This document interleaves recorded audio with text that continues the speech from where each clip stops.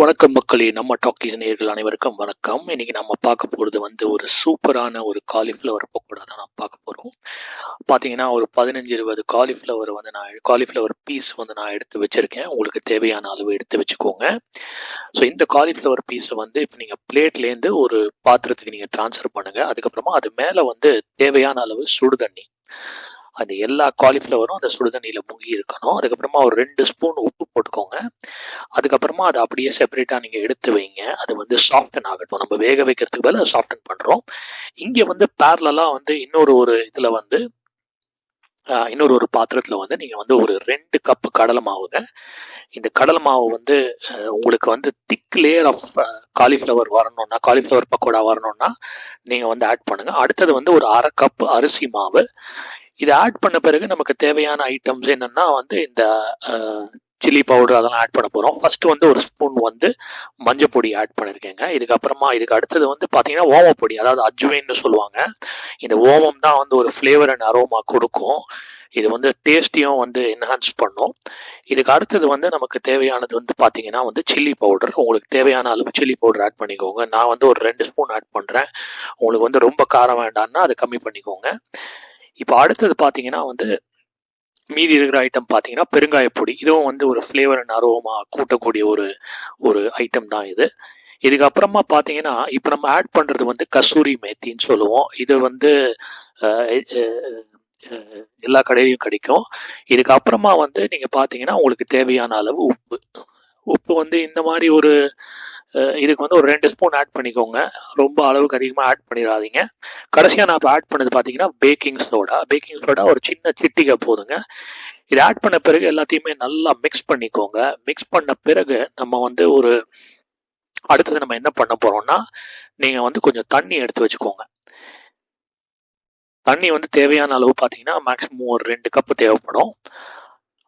நல்லா மிக்ஸ் பண்ணுங்க இந்த வாட்டரோட. இப்போ நீங்கள் இந்த வாட்டரோட மிக்ஸ் பண்ண பின்ன நீங்கள் பார்த்தீங்கன்னா இந்த இந்த இந்த இந்த பர்டிகுலர் லிக்விட்னு பார்த்தீங்கன்னா ஒரு நல்ல பதம், ஒரு நல்ல டெக்ஸ்டர்னு சொல்லுவோம் இங்கிலீஷில்.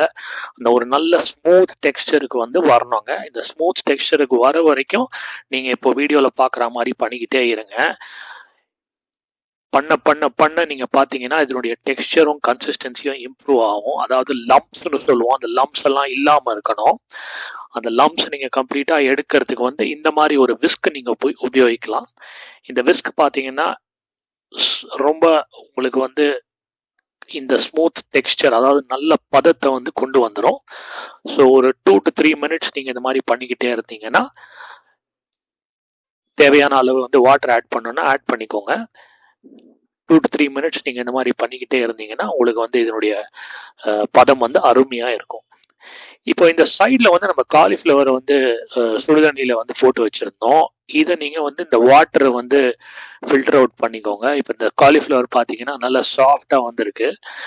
நம்ம யூஸ்வலாக காலிஃப்ளவர் வேக வைக்கிறதுக்கு பதில் இந்த மாதிரி பண்ணுறோம். அதாவது வேக வச்சிங்கன்னா ரொம்ப இதாயிரும்.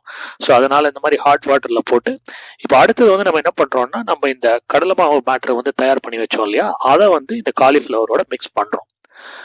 ஸோ இந்த காலிஃப்ளவர் அதில் மிக்ஸ் பண்ண பிறகு அதை அந்த காலிஃப்ளவர் ஃபுல்லாக இமாஸ் ஆகிற மாதிரி பார்த்துக்கோங்க. அதுக்கு தான் நம்ம 2 கப்பு கடலை மாவு ஆட் பண்ணுது. ஏன்னா தேவையான அளவு உங்களுக்கு அந்த லேயர் நல்லா திக்காக வந்தால் டேஸ்ட்டும் அதுக்கேற்ற மாதிரி அருமையாக இருக்கும். ஸோ இப்போ அதுக்கப்புறம் நீங்கள் என்ன பண்ணணும்னா, இந்த சைடில் நீங்கள் ஒரு மீடியம் ஃப்ளேமில் ஆயிலை கொதிக்க வச்சுருங்க. ஆயிலை கொதிக்க வச்ச பிறகு இப்போ நீங்கள் இந்த காலிஃப்ளவர் இந்த மாதிரி செஞ்சு வச்சுருக்கீங்க இல்லையா, கடலை மாவில் முக்கியம் அந்த ஐட்டமை 1 by 1, அதாவது ஒரேடியாக எல்லா 15 பீஸையும் போட்டாதீங்க. At any point of time ஒரு 5-6 பீஸ் போட்டு மீடியம் ஃப்ளேமில் இது பண்ணுங்க. அண்ட் இது நீங்கள் எவ்வளோ நேரம் பண்ணணும்னு கேட்டிங்கன்னா, ஒரு கோல்டன் ப்ரௌன் கலர் வர வரைக்கும் இந்த எண்ணெயில் இது கொதிச்சபடியே இருக்கட்டுங்க. அதுக்கப்புறமா நீங்கள் மெதுவாக இந்த எண்ணெயை ட்ரைன் அவுட் பண்ணலாம். இப்போ பாருங்கள் எவ்வளோ சூப்பராக வந்திருக்கு பாருங்கள் இந்த காலிஃப்ளவர் பக்கோடாங்கிறது. இது ஒரு நல்ல டீ டைம் ஸ்நாக்குங்க. ஸோ நன்றி மக்களே, தேங்க்ஸ் ஃபார் வாட்சிங் மை சேனல். என்னோட சேனல் லைக் பண்ணுங்கள், ஷேர் பண்ணுங்கள், சப்ஸ்கிரைப் பண்ணுங்கள். தேங்க்யூ.